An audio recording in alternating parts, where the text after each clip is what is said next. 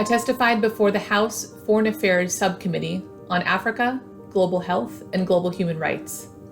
The topic of the hearing was the effects of climate change in Africa, and the topic of my testimony was the effects of climate change on food security in Africa.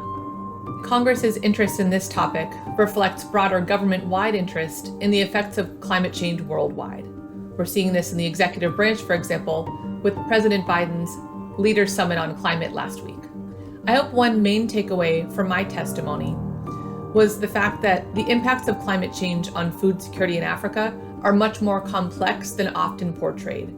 Often there's one story told, and that story is that climate change reduces yields for farmers across Africa. This is true, but the story is much more complex. Climate change reduces yields not just for farmers, but for those engaged in livestock, forestry, and fishing. And climate change also impacts food security across the continent for people not engaged in agricultural production at all. For more on my testimony and this critical issue, visit csis.org.